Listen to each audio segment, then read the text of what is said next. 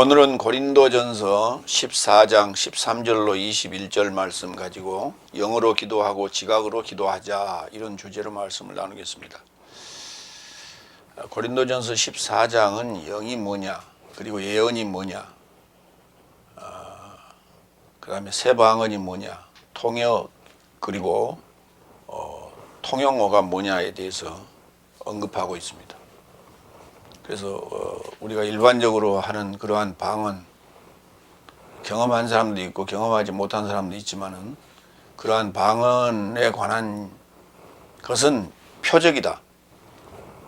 그러니까 일반적으로 이제 우리가 귀신 본다 그렇잖아요. 귀신이 또 나갔다 하기도 하고, 그런 것들도 마찬가지로 가시적으로 나타나는 표적일 뿐이다. 그러나 실제 성경은 그걸 얘기하는 게 아니다. 내적인 비유로 설명하고 있는 것이다 하는 것을 우리가 새롭게 알았습니다. 오늘 이 시간에는 이제 그러면은 이제 영으로 기도한다는 건 방언으로 기도한다는 얘기고, 또 지각으로 또 기도해야 된다는 얘기예요. 그리고 영으로 기도하는 건 비밀을 하나님께 우리가 기도하는 거래요. 아뢰는 거라 했어요. 비밀을. 그러니까 비밀을 아뢰기 때문에 나도 몰라. 나도 뭐인지 모르고 그냥 기도하는 거예요. 결국 이제 기도하라 그러면 자기에게 필요한 것들만 하나님께 달라고 기도하는 것이죠. 그게 결국은 성경이 말하고 있고 하나님께서 말하고 있는 그 의도를 정확히 알지 못하고 기도하고 있었다는 얘기예요. 그게 비밀인 거예요. 그러다 보니까 비밀을 얘기해줘도 무슨 말인지 못 알아듣는 거예요. 그래서 우리가 기도가 정확하게 지각으로 깨달은 것으로 우리가 기도를 할 때야, 그때야 진정한 하나님과의 교통이 이루어진다. 그렇게 우리가 말할 수 있는 거예요. 다시 말하지만은 성경이 도대체 뭐기 때문에 우리가 이걸 꼭 읽어야 되고 또 설교 시간에 깨달은 5마디를 들어야 되는가라고 하는 거지. 성경은 말씀 그대로 긴 슬로건이에요. 구호예요, 어떤. 그래서 그대로 우리가 그것을 자꾸 믿고 암송하고 또 전하고 되새기면 그렇게 이루어지는 거예요. 그것이 말씀이에요. 그래서 세상에는 뜻이 없는 말은 없어요. 그래서 다 그 음성에는 뜻이 있고 의미가 있고 또 그대로 그렇게 되는 거예요. 그러니까 좋은 말만 하고 나쁜 말은 입에도 담지 말라 하는 얘기가 그런 얘기인 거예요. 나쁜 말을 자꾸 입에서 담고 내뱉으면은 몸도 그렇게 변해지고 병들어서 결국은 죽게 되는 거예요. 그래서 우리가 고이 좋게 죽으려면 그 말이에요. 우리가 점잖게 죽으려면, 그리고 그런 얘기들을 하죠. 아, 참 곱게 늙으셨습니다. 곱게 늙으려면 좋은 생각을 늘 품고 살아야 돼. 그리고 좋은 말을 늘 해야 돼. 그와 마찬가지로 우리가 그러면은 이제 그때 우리 세포도 동일하게 즐거워하고 또 그렇게 좋은 쪽으로 만들어진다라고 하는 것은 이미 과학이 입증하고 있어요. 그것은 결국은 과학은 하나님의 어떤 그 실체를, 그리고 그 자연 현상의 어떤 실체를 드러낸 것일 뿐이에요. 밝혀낸 것이 과학이다. 자연과학이라고 하는 건 그런 거예요. 그렇게 이해를 하시고.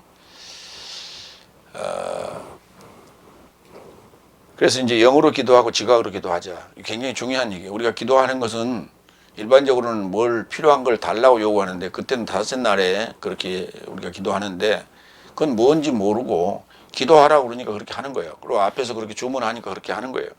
그런데 그게 이제 영으로 기도하는 거예요. 비밀로 하나님께 아뢰는 거예요. 지각으로도 기도를 하자는 거예요. 지각이 뭐예요? 깨달은 걸로 그 말이에요. 그러니까 우리가 지금 이 주기도를 그냥 암송용으로 하고 있는데, 그것도 지금 수정해야 될 게 너무 많습니다. 첫 번째, 13절로 15절, 내 영은 기도하나 나의 지각은 결실치 못한다 그랬어요. 그러니까 지각으로 기도해야 될 이유가 바로 이런 거예요. 지각으로 기도해야 돼. 그래야 지각으로 결실하게 된다는 얘기예요. 그러니까 영어로만 기도하면은 지각의 열매를 맺지를 못하는 거예요. 지각이라는 게 뭐냐면 깨달은 걸 지각이라 해요. 깨달을 지자에, 깨달을 각자에 지식 지자, 지식으로 말미암아 깨달은다는 거예요. 깨달음이 그냥 갑자기 눈 감고 있으면 퍼뜩 뭐가 이렇게 오는 게 깨달은 게 아니라, 그럴 때도 지식이 안에 충전되어 있어야만이 그러한 현상이 일어나는 거예요. 그래서 지식으로 말미암아 깨닫는 거예요. 그러니까 올바른 지식을 전해줘야 된다 하는 거예요. 그래서 그것이 그렇게 올바른 깨달음으로 우리가 지식으로 깨달았을 때 결실하게 된다. 나도 결실하게 되고 내 말을 받는 자도 결실하게 된다. 결실이란 말은 다른 말로 얘기하면 열매 맺는다는 말이죠. 13절 1절 실로 그로 인하여 방언으로 말하는 자는 통역하려고 기도하라.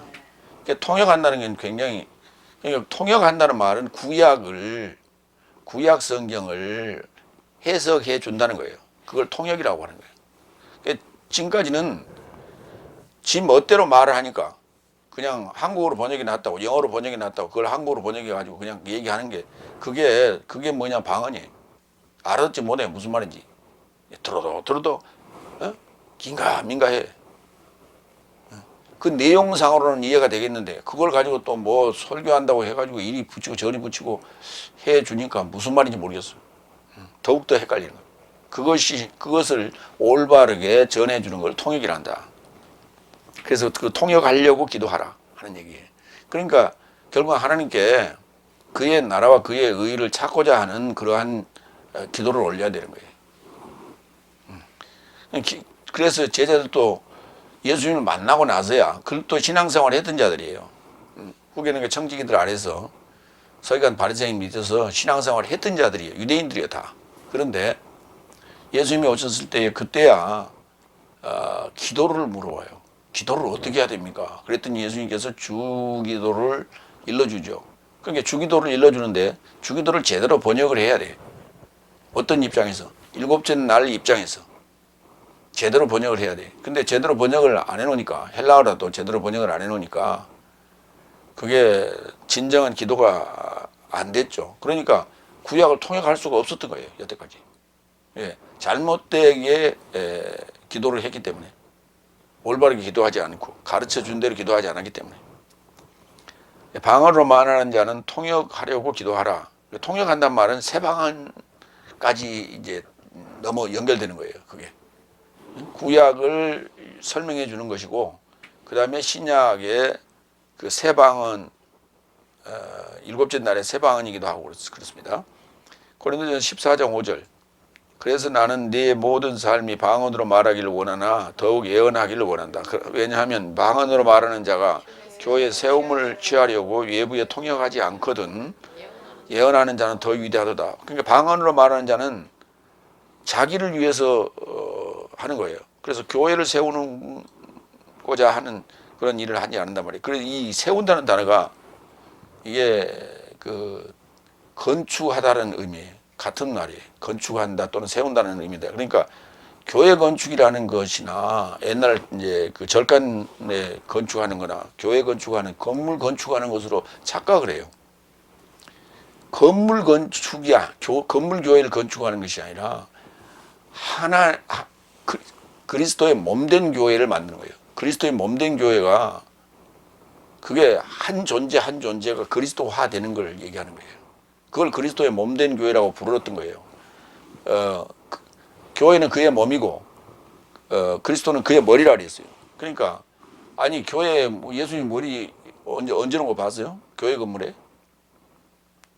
못 봤죠. 근데 우리는 이제 교회 건물 짓는데 그 혈안이 돼 있다 이 말이에요. 그래서 그 교회 건물 짓는데 내가 벽돌 몇 개라도 올리면 그것이 쌓여서 나의 영혼이 천국에 들어가게 된다. 이런 사고가 과거에 로마 교회에서부터 이제 생겨나기 시작했죠. 근데 우리는 그것이 불교라고 하는 그 절간 세우는 데에도 그런 정신들이 있었기 때문에 자연스럽게 교회 건축에 그냥 그걸 절간 세우는 것을 교회 건축으로 이렇게 바꿔놓으니까 그냥 바로 적용이 됐어요. 히브리식은 교회를 세우지 않았으나 통역하는 헬라어 세 방언은 교회를 세우기 때문에 더욱 위대하다 그랬죠. 우리가 지난 시간에 봤던 거예요. 두 번째로 갑니다. 14절. 왜냐하면 내가 만약 방언으로 기도한다면 내 영이 기도한다. 그러나 나의 지각은 결실치 못한다.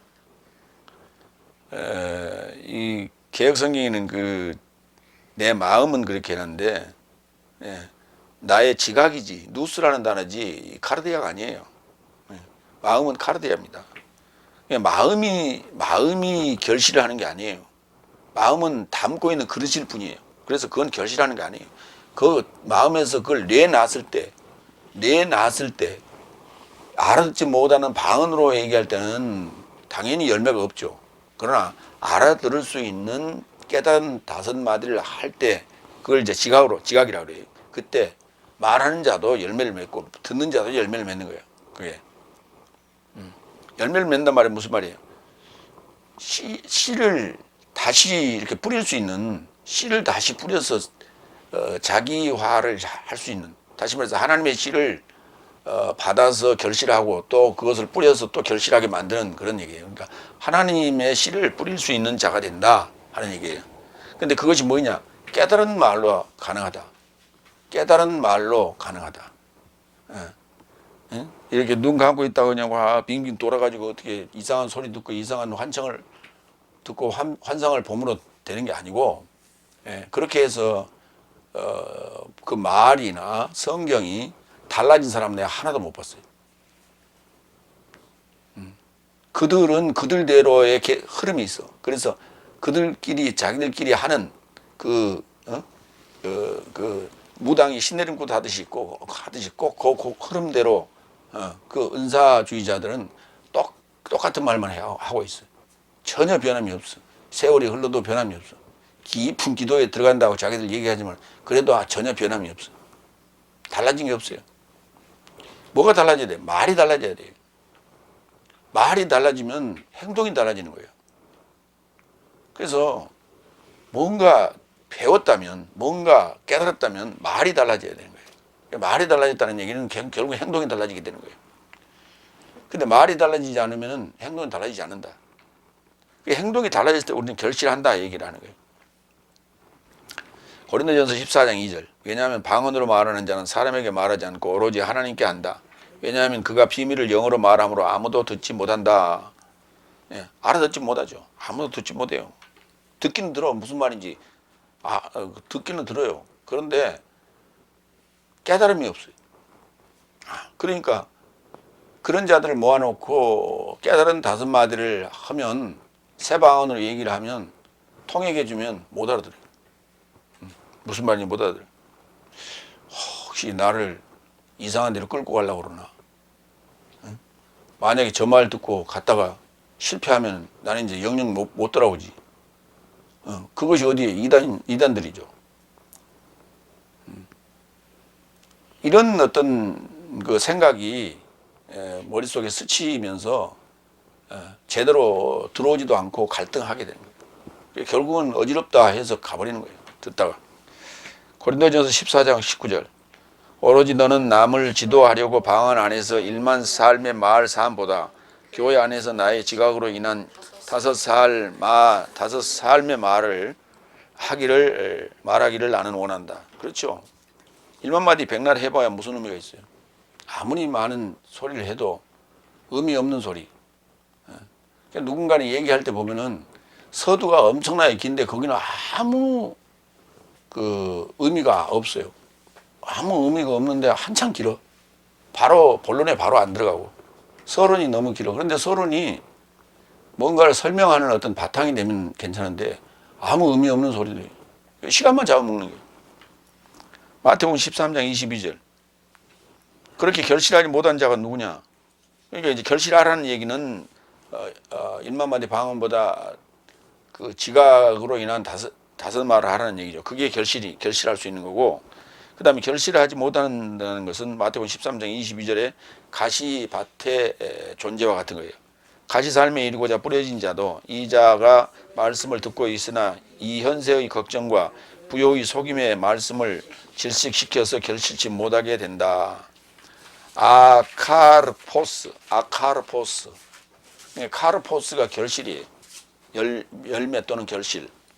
근데 아카르포스 앞에가 아가 붙어가 부정사가 붙어서 부정사 접두사가 붙어서 결실하지 못한다는 얘기예요. 그 다음에 베드로후서 1장 8절. 왜냐하면 이런 삶이 네 삶으로 시작하여 많아지게 하였으니 내 삶의 주 예수 그리스도스의 인식에 이르고자 게으르지 않고 무결실치도 않는 삶을 그가 임명하시다. 그렇죠. 그가 임명한 게 그런 거예요. 게으른 자 임명 안 합니다. 그 다음에 무결실하는 자 임명 안 합니다. 그러니까 게으르지도 않고 무결실하지도 않는 자를 삶을 임명한다고요. 왜냐하면 이런 삶이 곁에 없는 자에겐 멀리 보지 못하는 소경이요 그 옛 삶에 정결함에서 건망증을 취한 것이다. 옛 죄 삶에 정결함에서 정결하게 했다고 써놨는데도 도로 잊어버리고 또 자기가 그 뒹굴었던 그 시궁창으로 다시 들어가는 거예요. 자기 옛 행실로 다시 돌아가는 거예요. 그러니까 깨달으면 뭔가 변화가 일어나야 되는 거예요. 삶의 변화가 일어나야 돼. 행실의 변화가 일어나야 되는데 그렇지 않고 다시 돌아가는 거예요. 그것은 지겨워야 돼요. 과거를 신물나게 우리가 증오해야 돼. 나의 옛 삶에 대해서. 여러 사람들의 얘기를 들어보니까 담배를 피우다가 끊었던 사람들이 있어요. 담배 필 때는 몰랐는데 담배를 피다 끊고 나니까 담배 냄새가 그렇게 싫다는 거예요. 그거 진정하게 끊어진 자예요. 그러니까 우리의 과거가 그래야 되는 거예요.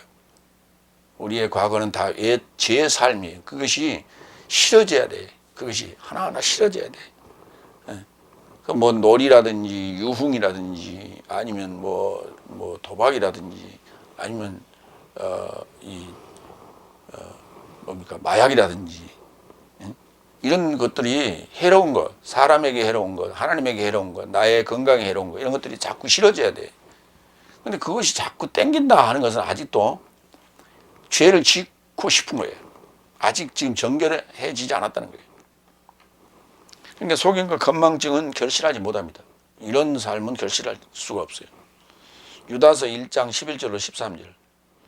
저 삶에게 화로다. 왜냐하면 저 삶이 가인의 길로 전진했으며 발람의 싹의 미혹으로 쏟아내게 되었으며 코라의 반항으로 멸망하였다. 이런 삶은 두려움 없이 함께 즐기며 자신 삶을 목양하는 내 삶의 사랑 안에 있는 암초이며 바람에 의해 활보하는 물 없는 구름이요 두 번 죽어 뿌리 뽑힌 열매 없는 낙엽진 나무요 자신 삶의 수치를 거품을 내는 바다의 난폭한 파도요 방황하는 별 삶이니 저 삶에게 어둠의 암흑이 내세에 이르고자 지키게 된 것이다.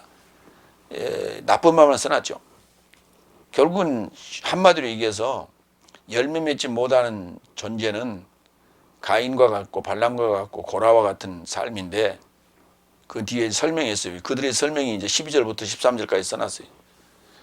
두려움이 없이 함께 즐기고 자신만을 목양하고 내 삶의 사랑 안에 있는 암초이며 바람에 의해 활보하는 물 없는 구름이고 두 번 주고 뿌리 뽑힌 열매 없는 낙엽진 나무요 자신 삶의 수치를 거품을 내는 바다의 난폭한 파도요.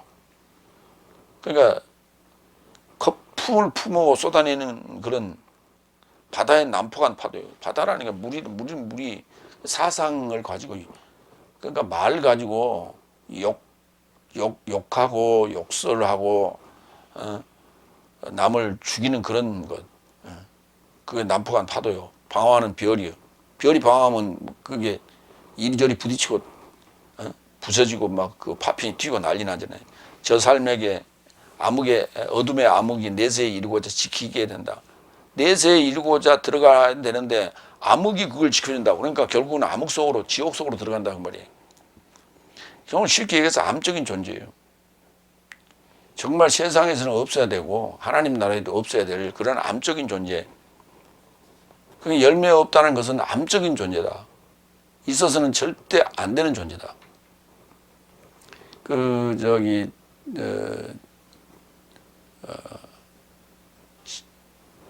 사후의 세계 뭡니까? 지옥 지옥을 그린 영화가 있었죠, 우리나라에. 속편까지 나온. 신의 응?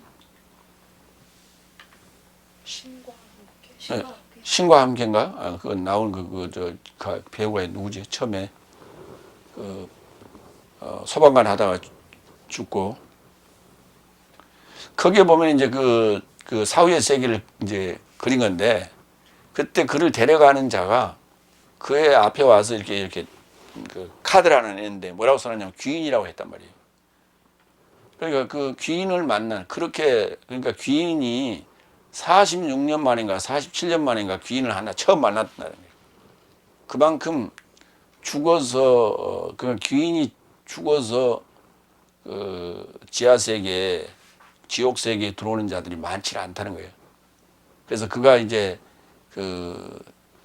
진짜 귀인인가 아닌가를 확인하는 과정이 7단계인가 9단계를 이렇게 시험을 통과해 나가야 돼. 그래야만이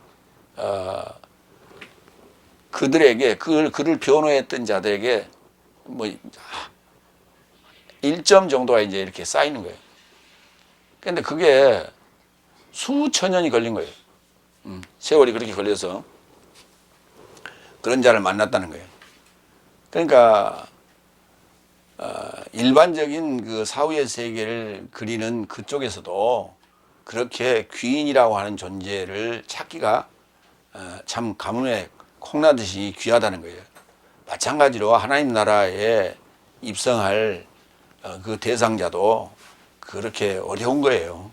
막 그냥 예수 믿고 막 교회만 다니면 그냥 전부 천국 가는 그런 어설픈 싸구려 종교가 아닌 거예요. 세 번째로 갑니다. 15절. 그런즉 어떻게 하느냐? 내가 영어로 기도하고 그래서 지각으로도 기도할 것이요. 내가 영어로 찬송하고 그래서 지각으로도 찬송할 것이다. 이제 그러면 이제 어떻게 할 거냐? 그런즉 어떻게 할 거냐? 그래서 영어로 기도하고 그다음에 지각으로도 기도하고 내가 영어로 찬송하고 지각으로도 찬송하라 하는 얘기예요. 그 지각이라는 단어가 누스라는 단어예요. 그래서 영과 지각으로 기도하고 영과 지각으로 찬송하라 하는 얘기예요. 누가복음 24장 44절로 45절. 그리하여 그가 저 삶에게 언급하시되 내가 내 삶과 함께 아직 있을 때에 네 삶을 향하여 전하던 모세스의 법과 예언자 삶과 시편 안에 나에 관하여 기록된 모든 삶을 체험받음이 마땅하다는 말씀 삶이 이 삶이다. 그때 성경 삶을 이해하도록 저 삶이 지각을 활짝 여셨다. 누가복음 24장은 예수님께서 부활하시고 엠마오로 내려가던 그 두 제자, 이제 팔자 좀 고치려고 예수 믿었더니 예수님이 죽어버렸어요. 이제 누구를 믿어야 되나 하고 이제 자기 고향으로 내려가는 거예요. 여리고로 내려가던 두 제자들 곁에 예수님께서 나타나셔서 여기 지금 네 삶을 향하여 전하였던 모세스의 법과 예언자 삶과 시편 안에 나에 관하여 기록된 모든 삶을 체험받음이 마땅하다라는 말씀이 이 말씀이다 하고 이제 이렇게 얘기해 주니까 그때야 성경 삶을 이해하도록 저 삶의 지각을 활짝 여셨다는 거예요. 함께 가며 3년 반 동안 들었던 그 목소리도 그 3년 반을 같이 살았으니 눈 감고 발자국 소리만 들어도 누구 발자국 소리다는 금방 알 수 있어요.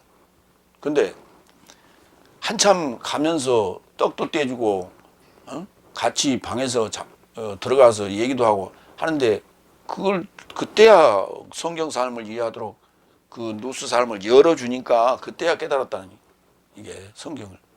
이만큼 성경을 깨닫기가 어렵다는 거예요. 모세의 법과 예언자 삶. 넷째 날과 다섯째 날에 기록한 그 성경이 그러니까 넷째 날이 아니라 모세 오경이라고 그래요. 창세기서부터 말라기까지가 무슨 말을 하는지를 그렇게 수없이 읽고 그렇게 탐독을 하고 탐닉을 했어도 모르겠다는 거예요. 예수님이 오셨는데도 그게 무슨 말인지는 모르는 거다. 오늘날도 마찬가지. 예수님이 2000년에 왔다고 착각을 해버리니까 도저히 성경이 풀리질 않고 적용이 되질 않는 거예요.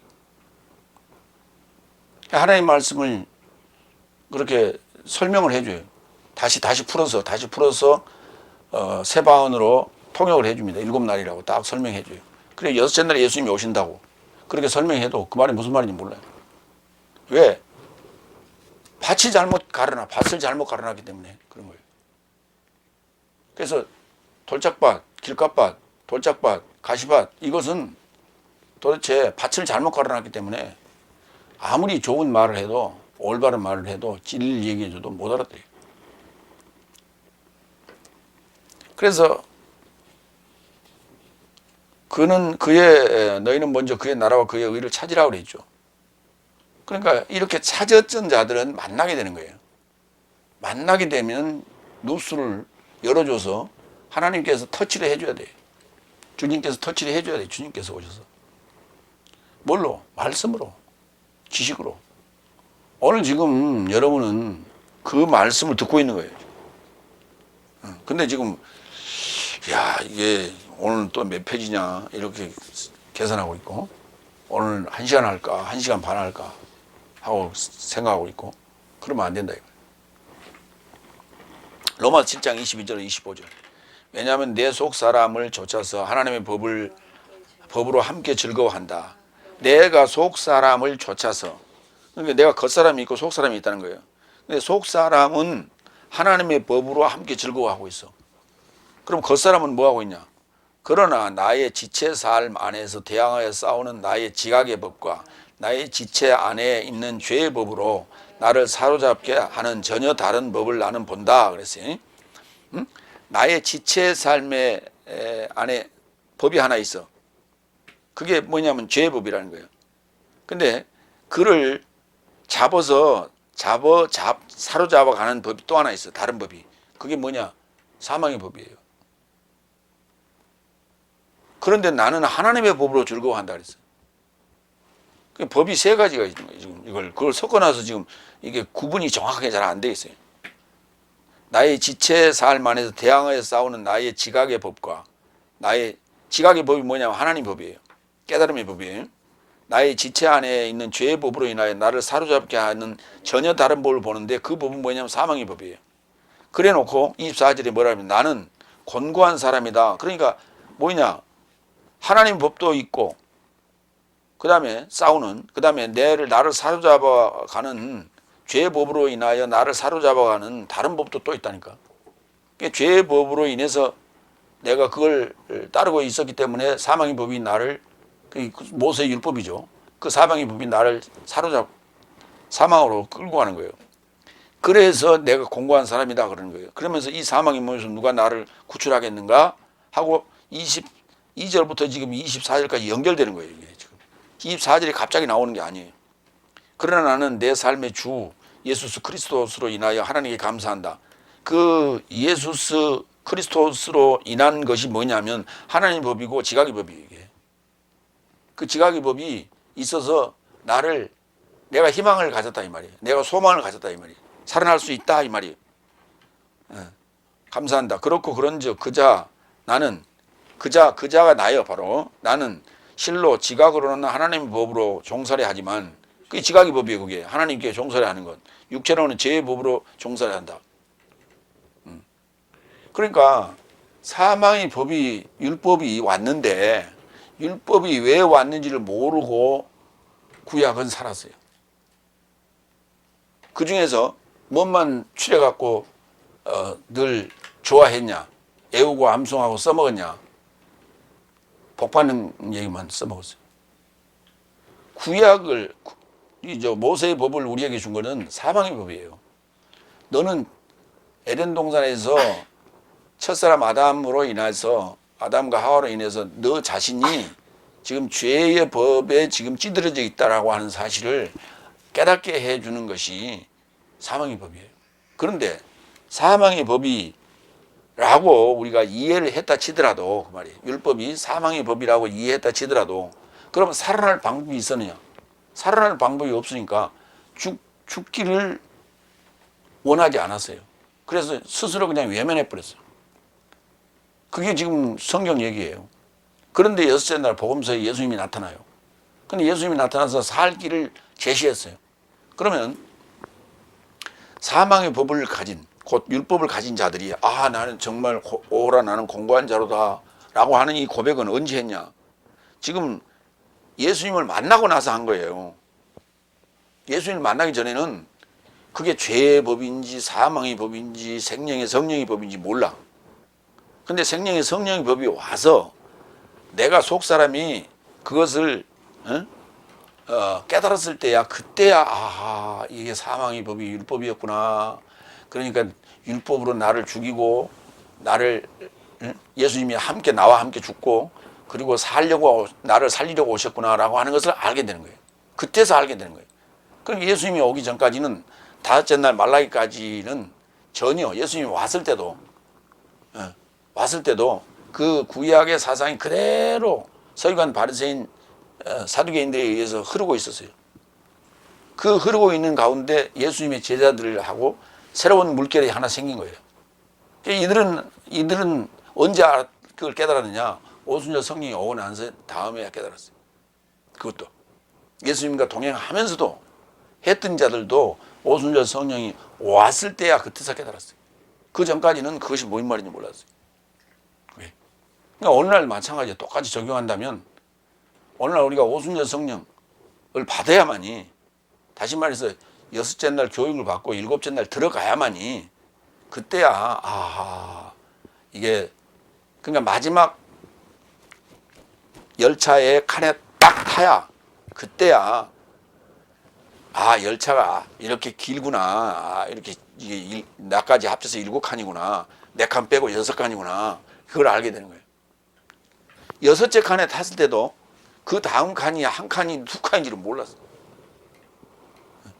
한 칸이라고 배웠지. 마지막 칸이 한 칸이다, 거기까지 가면 끝이다 라고 배워서 그런데 안 가봤으니까 아직도 몰랐던 거예요. 근데 여섯째 칸에서 이제 끝나서 7째 칸으로 들어가니까 이게 마지막 칸이구나. 마지막 칸이니까 뭘 봐요? 저 앞을 봐야겠죠. 자기가 걸어온 길이 보이지. 그 6째 칸이 다 보이는 거예요. 이제 자기 칸까지 7칸이 다 보이는 게 그때야. 그래서 마지막 칸에 안 가본 사람은 말을 하지 말라.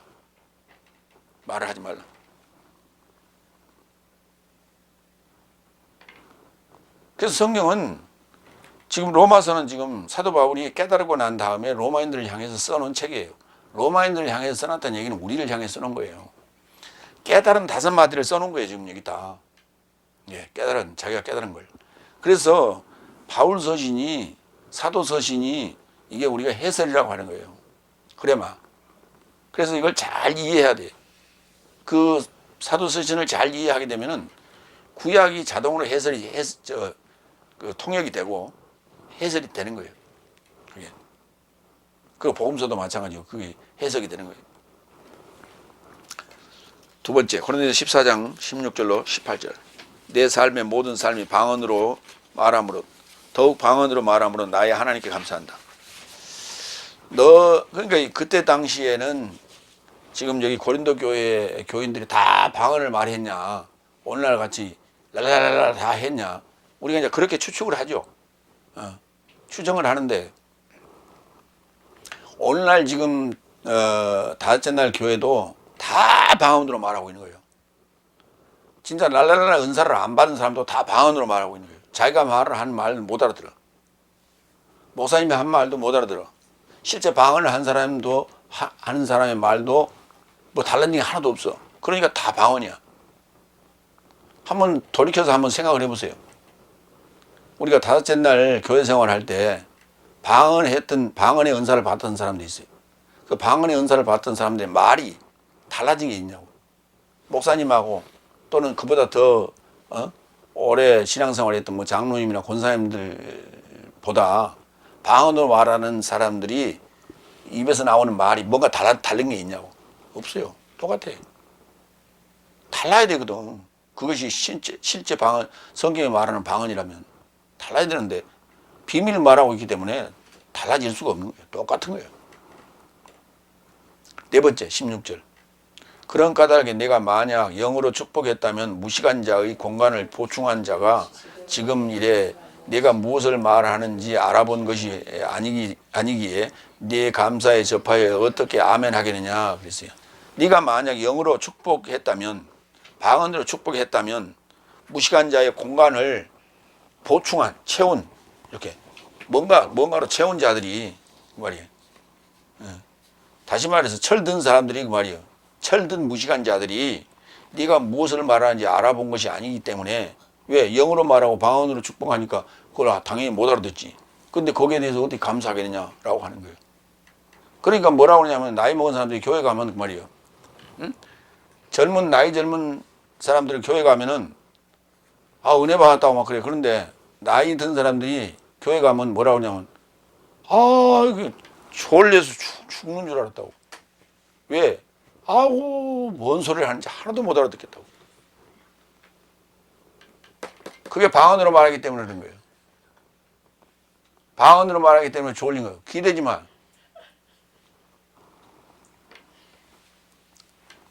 그런데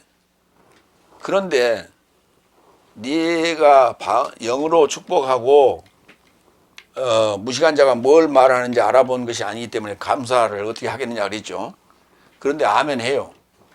어? 교회 가면 설교 시간에 수없이 아멘 하죠. 지각으로 기도와 찬송하지 않기 때문에 기복을 말함으로 아멘으로 화답하지만 열매 없는 낙엽진 가을 나무일 뿐이에요. 다 열매는 하나도 없어요. 기복 얘기하니까 다 아멘 한다고. 복 준다니까 아멘 하는 거예요. 자기가 복 받으려고.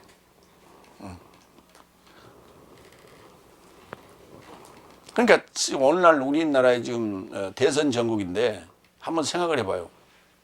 냉철하게 생각을 해야 돼. 후보를. 그래야 되는데 자기한테 무엇이 유리가 할까? 자기한테 뭐가 좀 국물이라도 띄어 올까? 그거 생각하는 거예요.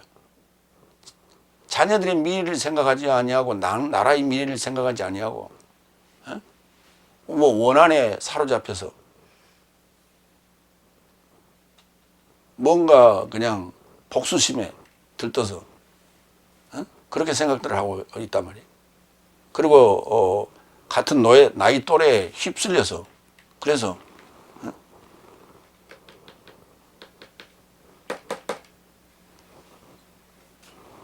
그렇게 아무 생각이 없어요.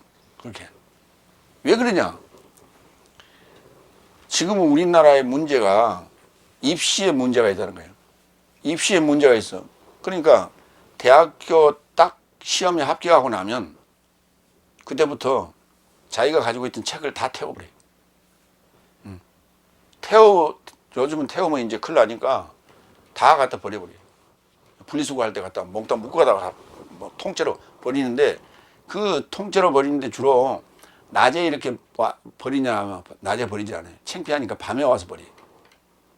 그래서 그것도 무거우니까 박스 이렇게 통 안에 자루 안에다 집어넣으라 그랬더니 자루 안에 집어넣지 않고 바닥에 왔다 그냥 던져버리고 가버려요. 창피하니까 책을 버리고 가버린다니까. 밤에 와서 버려요, 몰래. 그 다음부터는 책 안 읽어요. 그러니까 나이 들어도 책을 읽어야 되는데 책을 안 읽으니까 사고하질 않아요. 그리고 깨달은 어떤 그 메시지를 받지를 않기 때문에 뭔가를 생각하질 않아요. 들으려고 하질 않아요. 3분이 지나면 그때부터 지루하기 시작해요. 유튜브도 마찬가지, 텔레비도 마찬가지. 3분이 지나면 그때부터 지루하기 시작해갖고 다른 돌려버려요.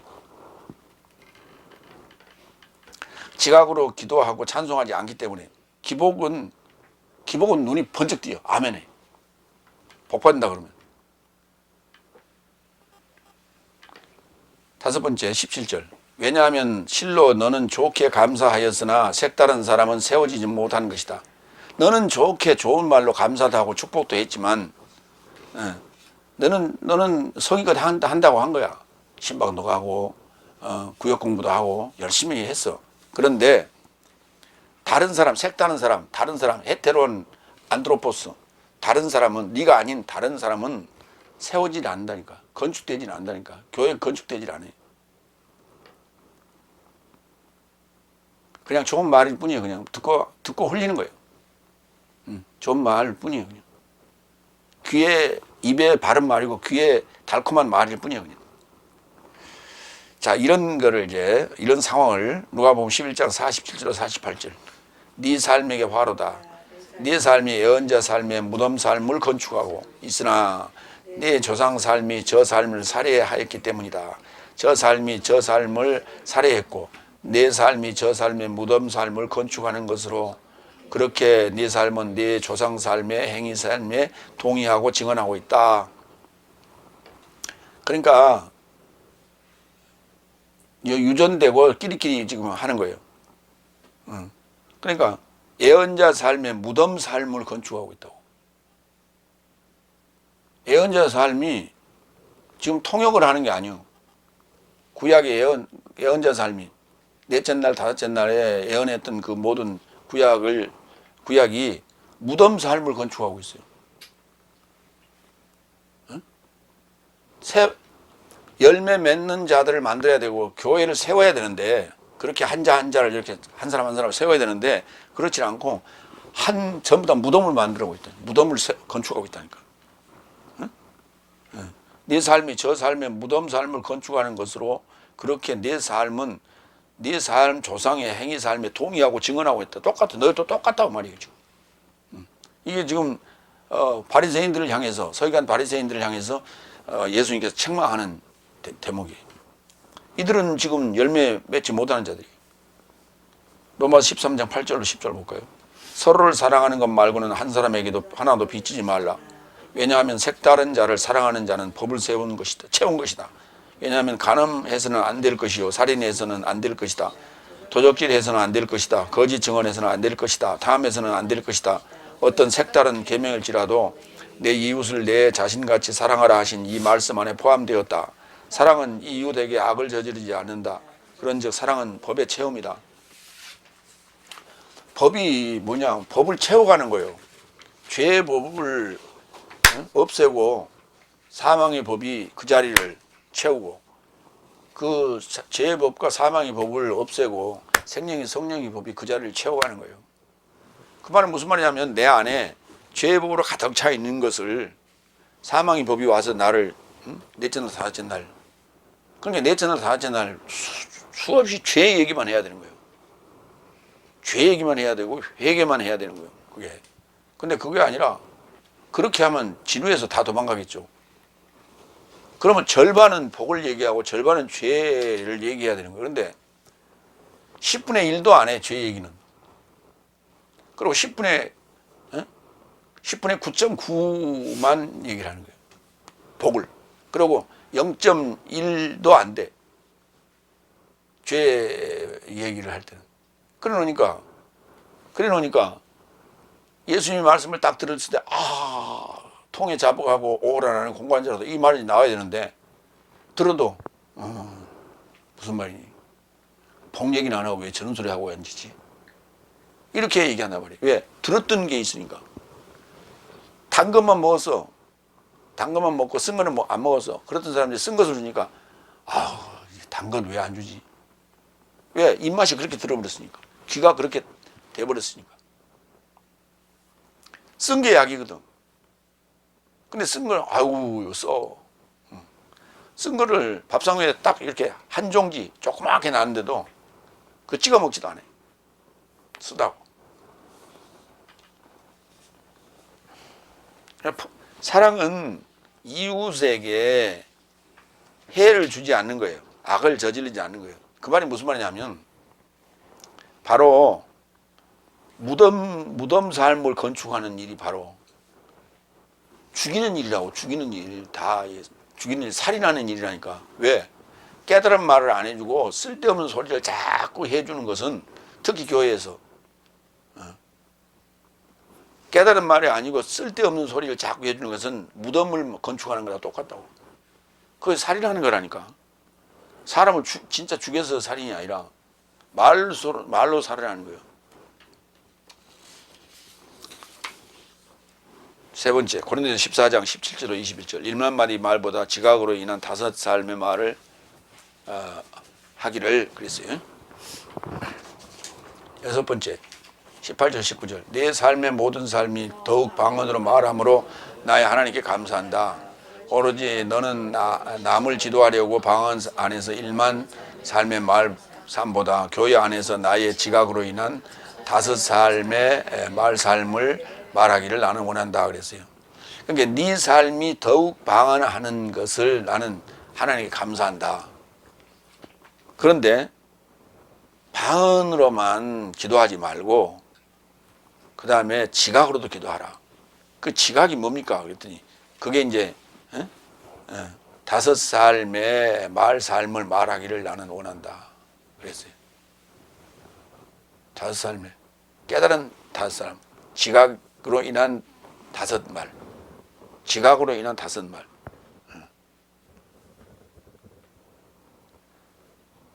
그러니까 내 삶이 구약, 곧 방언, 영어로 기도하는 거, 구약을 언급하니 하나님께 감사하지만 남을 지도하려면 그랬어요.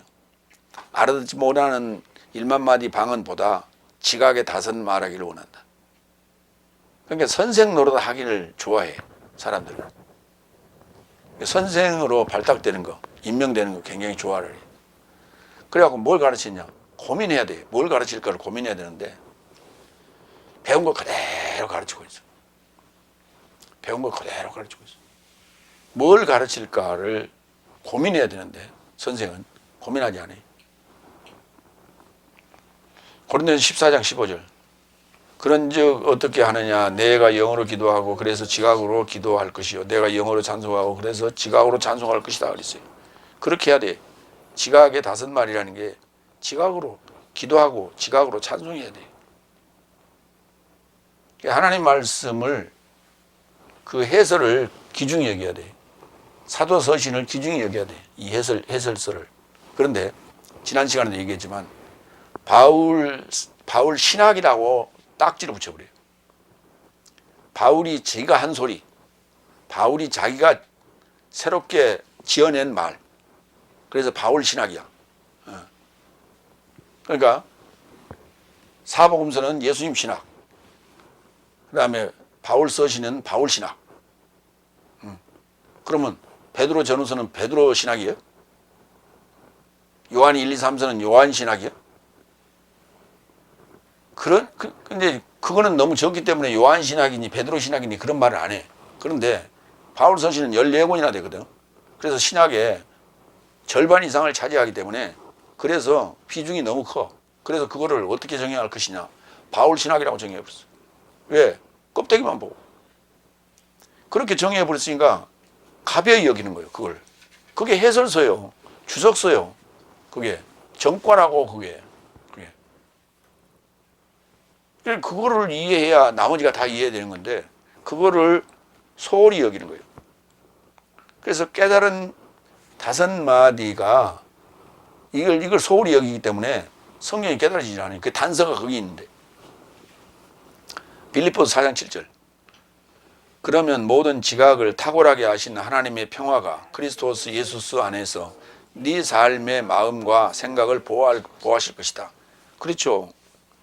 모든 지각을 탁월하게 하신 하나님의 평화가 그리스도스 예수스 안에서 네 삶의 마음과 생각을 보호하실 것이라고.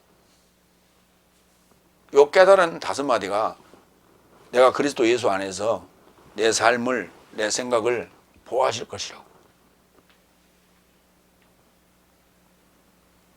근데 우리는 지금 어떻게 하고 있어? 교회 와서 헌금 열심히 내므로 말미암아 내 목숨을 이렇게 담보하고 있잖아. 다시 말해서 보험 들러오는 거예요. 보험 들러. 그게 교회 와서 열심히 함으로, 교회 와서 열심히 헌신함으로, 그게 보험 든다고 착각하는 거예요. 그건 헛짓거리라니까. 아무 헛짓거리. 20절 7번째. 형제 삶아 감정 삶에는 훈유가 되지 말고 오로지 악에는 미숙아가 되라. 그러나 감정 삶에는 완전한 삶이 되어라. 참 좋은 말을 해놨어요. 우리가 신앙생활 하면서 그냥 우우 몰려다니고 그냥 으쌰으쌰 하고 그냥 푹푹 저지르고 했던 그러한 과거의 우리 다섯째 날의 삶이 감정삶이에요. 이게 감정삶. 근데 감정삶에는 훈유가가 되지 말아라 그랬어요. 감정으로는 좀 더 성숙해야 돼. 완전한 자가 돼야 되는 거예요. 그런데 훈육하라는 것은 지금 이게 학생하고 똑같단 말이에요. 학생 입장에 있으니까, 배우는 입장에 있으니까 그냥 쉽게 넘어가 버리는 거예요. 애들 꼬시기가 얼마나 쉬워. 그래서 유괴당하는 거거든, 애들이. 아무리 교육 시켜놔도 소용이 없어. 뭐 주면 사탕 주고 아이스크림 사주면 넘어가 버려. 그거 사줘도 그냥 외면해야 돼. 내가 알아서 사 먹을게요 하고 돈 주머니에 항상 이렇게 몇천 원 가지고 다니면서 갖고 다니냐. 근데 이게 안 갖고 다니면은 쉽게 넘어가. 그래서 뭐 아이스크림 사주고 과자 사주고 사탕 사주면 팍 넘어가 버리는 거야. 나도 여기 돈이 있으니까 내가 알아서 사 먹을게요. 없어도 그래야 돼. 그렇게 교육을 시켜야 돼. 근데 그게 침 질질 흘리고 입맛 다시고 그러면 넘어가 버리는 거야. 그게 감정이야. 자기 마음을 이렇게 다스리지는 못해. 주체하지는 못하니까. 그래서 훈육아가 되지 말고 완전한 자가 되라고. 완전한 삶이 되라고. 악에는 그런데 미숙아가 되라 그랬어요. 훈육아보다 더 어린아이. 더 어린아이. 미숙아 정도는 이제 미취학자. 그다음에 훈육아는 취학아동. 이렇게 이해하시면 돼. 그러니까 악에는 미취학자가 되라. 진짜 까막눈이 되라. 악에 대해서. 그래서 악에 대해서 아는 척하고 그러지 말라. 이게. 과거에 내가 경험이 있다 하더라도 그거 다 잊어버리고, 아이고 나는 몰라. 안 해봤어. 말이라도 그렇게 해야 돼. 마태복음 5장 48절. 그런즉 하늘 살 안에 계신 완전하신 내 삶의 아버지같이 내 삶도 완전한 삶이 되어야 할 것이다. 여기 지금 마태복음 5장 48절에 대한 해석이에요. 감정 삶에는 완전한 삶이 되어라. 텔레이오스. 고린도전서 13장 11절로 12절. 내가 미숙아로 있을 때에는 미숙아처럼 말을 하더니 미숙아처럼 생각하더니 미숙아처럼 계산하더니 그러나 남자 곧 장성한 자가 되었을 때는 미숙아 삶을 폐지하는 것이다. 왜냐하면 내 삶이 지금은 불분명함 안에서 거울로 인하여 보고 있으나 그때에는 언제는 장성한 삶이 되었을 때는 얼굴을 향하여 얼굴을 볼 것이요 지금은 내가 부분에서 알지만 그때에는 장성한 삶이 되었을 때 내가 마치 인식된 것과 같이 내가 인식할 것이다. 에피그노시스. 그노시스가 지식이거든. 그 지식하고 이게 딱 달라붙어 있는 입장. 얼굴과 얼굴을 대하는 거예요. 알아보는 거. 지식에 탁 달라붙어 있는 거. 알아보는 거예요. 그게 장성한 자예요. 그러니까 성경을 읽어도 모르겠어요. 그거는 지금 아직도 미숙아요. 그러니까 알아듣지 못하는 생각에 알아듣지 못하는 말을 한다고. 그리고 알아듣지 못하는 어떤 계산을 하고 앉았어. 그러니까 어디 간다 그래? 천국 간다라고 지옥 간다 그러지. 지옥 가고 천국 가는 게 아니라니까. 그렇게 되는 거예요, 그냥. 지옥이 되는 거냐, 천국이 되는 거냐예요. 그 천국 가려면 천국이 돼야 천국 가지. 근데 기존의 얘기를 한번 들어보세요. 천국 가가지고 고대 강실 저 3층에 살 것이냐, 아니면은 문지기에 할 것이냐, 아니면 마당 쓸게 할 것이냐. 이 세상에 있을 때의 계급 제도하고 똑같이 생각한단 말이에요. 천국도 그렇게. 그게 뭐 달라진 게 뭐가 있어? 아무것도 달라진 게 없지. 세상에 살 때나 천국에 갔을 때나 생각이 똑같지. 그러니까 아까 무슨 영화? 신과 함께도 보면은 그게 지옥에 갔는데 보면 세상하고 똑같아요. 그게. 그게 딱 그냥 재미로 보는 거지. 가짜 거짓부렁이라고 말이에요. 그것도. 8번째 21절. 법 안에 기록된 것이니 주께서 말씀하신다. 내가 색다른 방언 안에서 색다른 입술 안에서 이 백성이 말할지라도 저 삶이 오히려 내게서 새겨 듣지도 않을 것이라고 말하였다. 그냥 듣는 게 아니에요. 지금 다 듣고 있죠. 졸려도 듣고 있죠. 새겨 들어야 돼요. 아쿠어 해야 돼요. 새겨 들어야 돼요. 그 이제 무슨 말이냐면 이사야서 28장 10절로 13절 말씀을 인용한 거예요. 대저 경계에 경계를 더하며 경계에 경계를 더하며 교훈에 교훈을 더하며 교훈에 교훈을 더하되 여기서도 조금 저기서도 조금 하는구나 하는도다. 그러므로 생소한 입술과 다른 방언으로 이 백성에게 말씀하시리라. 생소한 입술과 다른 방언으로 말한다니까. 새 방언을 말한다는 거예요. 전혀 다른 방언을 얘기한다니까. 다른 방언을 얘기해요. 말씀하시리라. 전에 그들에게 이르기를 이것이 너희 안식이요 이것이 너희 상쾌함이니 너희는 곤비한 자에게 안식을 주라 하였으나 그들이 듣지 아니하였으므로 여호와께서 그들에게 말씀하시되 경계에 경계를 더하며 경계에 경계를 더하며 교훈에 교훈을 더하며 교훈에 교훈을 더하고 여기서도 조금 저기서도 조금 하사 그들로 가다가 뒤로 넘어져 부러지며 걸리며 잡히게 하시리라. 그러니까 경계에 경계를 더하고 교훈에 교훈을 더하고 여기서 조금 저기서 조금 하는 게 뭐예요? 다 성경 구절에서 필요한 요절만 싹싹 빼먹고 앉았어요. 여기서 조금 저기서 조금 이렇게. 그렇게 성경을 배워가지고는 뒤로 나다빠진다니까. 가다가 넘어진다니까. 그 읽으라고 쭉 줄거리 읽으라고 줬지.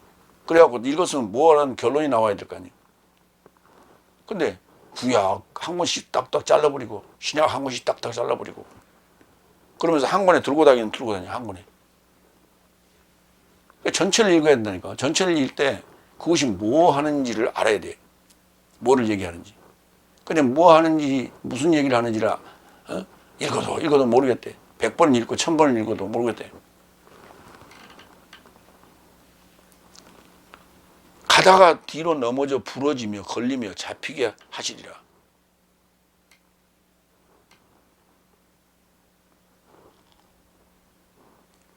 그러니까 그들이 듣지 아니하면 이런 현상을 만들어 버리겠다는 거예요.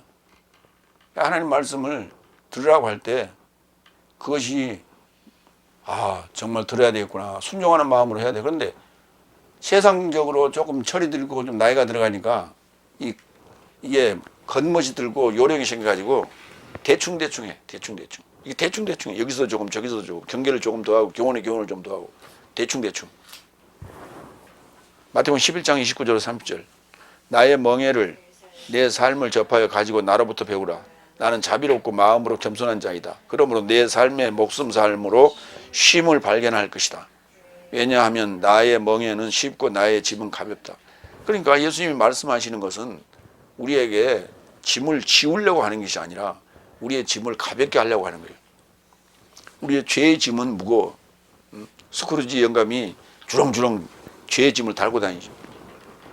그거를 벗겨주려고 하시는 거예요. 근데 벗겨주는데 그게 한번 생각 한번 해봐. 동물이 그 그물에 이렇게 걸렸거나 이렇게 걸렸을 때 그걸 끌어주려고 사람들이 접근을 하잖아요.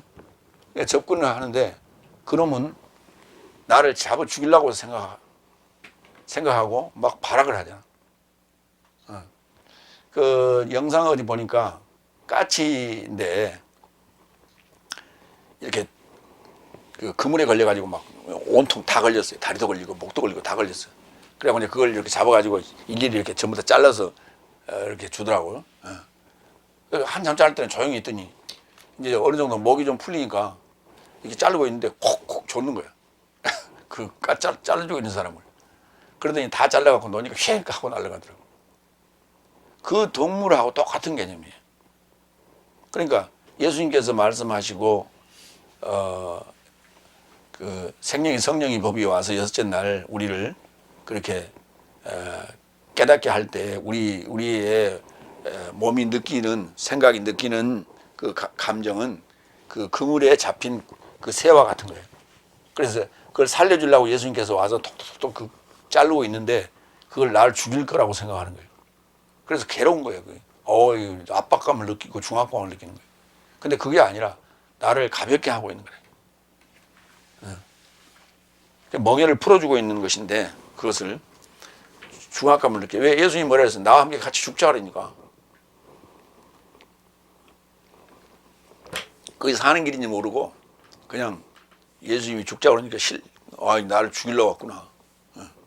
그래서 예수님이 악마로 보이는 거예요. 그때. 마태복음 13장 14절로 15절. 그리고 에사이아스의 예언이 저 삶에게 접하여 채워진다. 말하되 네 삶은 소문으로 들어도 결코 이해하지 못하지, 보기는 보아도 결코 알아차리지도 못하지. 왜냐하면 이 백성의 마음이 무감각해졌다. 그리고 네 귀 삶으로는 듣기에 둔하고 저 삶의 눈 삶은 감았다. 언제든지 눈 삶으로 알아보지 못하고 귀 삶으로 듣지 못하고 마음으로 이해하지 못하고 돌이키지 못하는 저 삶을 내가 치유하고자 한다. 못 알아듣는다니까. 예언자들이 서기관 바리새인 후견인 청지기들이 백날 얘기를 해도 방언으로 얘기하기 때문에 못 알아듣는 거예요. 로마서 11장 8절로 10절. 기록된 바와 같으니 하나님이 저 삶에게 마비의 영과 보지 못할 눈과 듣지 못할 귀를 오늘날까지 주셨다. 다윗도 말한다. 저 삶의 식탁이 저 삶에게 올무와 덫과 거치는 것과 보복에 이르게 되었다. 저 삶 눈은 보지 못하도록 어둡게 되어져라. 저 삶의 등을 항상 굽게 공동으로 굽히게 하옵소서 라고 다윗도 그렇게 말한다 이 말이에요. 아무리 얘기해도 못 알아듣는. 우이독경. 소 귀에 경이 귀. 마무리합니다. 사랑을 추적하라. 지난 시간 우리가 14장 1절 14장 1절 첫머리에 나왔던 거예요. 사랑을 추적하라. 사랑을 쫓아가라. 추적하라. 알아듣지 못하는 히브리어로 말하는 방언이라면 알아듣기 쉬운 헬라어로 말하는 것은 애언이다. 또는 해설이다. 또는 통역이다. 히브리식은 교회를 세우지 못하지만 통역하는 헬라어는 세방언으로는 교회를 세우기 때문이다. 지각 곧 세방언 통영어로는 결실케 하고 그러기 위해서 방언으로 기도하고 지각으로 기도하고 방언으로 찬송하고 지각으로 찬송하며 악에는 미숙아가 되고 감정에는 완전한 자가 되어 사랑을 실천하라. 그러니까 14장 1절에 사랑을 추적하라. 사랑을 쫓아가라. 사랑을 핍박하라. 그러면 바로 바울처럼 될 것이다. 그래서 바울은 사랑을 실천하는 자가 되어 있잖아요. 사랑이 뭐라 그랬어요? 법을 채우는 거라니까. 죄의 법을 사망의 법으로 채우고 사망의 법을 생명의 성령의 법으로 채워버리라 말이에요. 그래서 생명의 성령의 법으로 충만하게 채워라. 가득하게 채워라. 이게 사랑이다. 결국은 이제 최종적인 좋은 것은 사랑이라고 얘기하고 있는 거예요. 기도하겠습니다.